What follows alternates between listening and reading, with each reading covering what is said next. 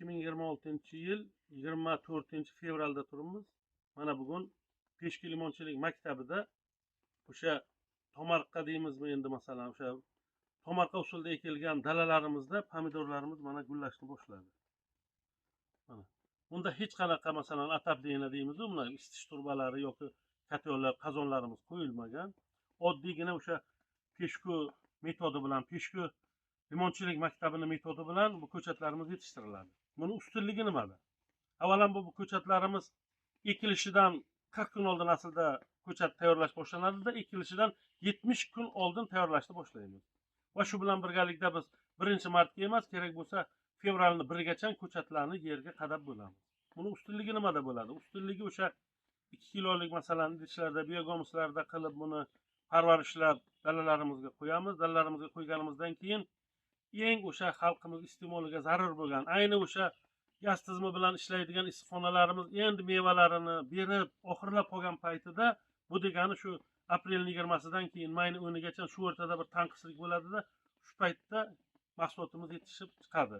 To'g'risini aytish kerak, bundan maqsad yaxshi daromad olish, yerdan unumli foydalanish.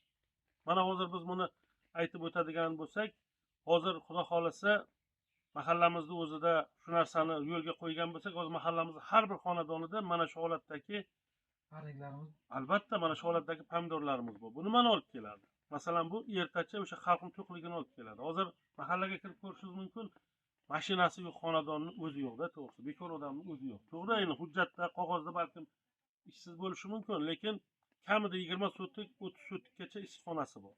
Men bitta narsadan faxrlanamanki, shu prezidentimizni masalan Peshku tumanini dehqonchiligiga e'tibor berganlaridan faxrlanaman. Chunki prezidentimiz bu boyan aytganlaridan keyin borib dehqonchilikda ertachib ekinni Peshkudan o'rganing deganlaridan keyin mana mahallalarimizga o'sha issiqxona mahsulotlari berildi. Mana hozir xabaringiz bor. Kamida 1 vagon desa ham bo'ladi, balkim 2 vagondir mahallamizni oldida turbalarimiz, shu issiqxona qurishimiz uchun plyonkalarimiz, hamma narsalarimiz yetarli.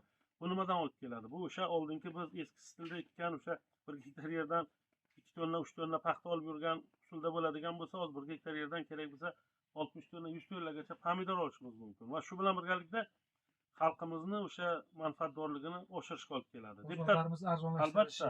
Albatta. Nafaqat arzonlashtiradi, birinchi to'kinlikka olib keladi undan oldin.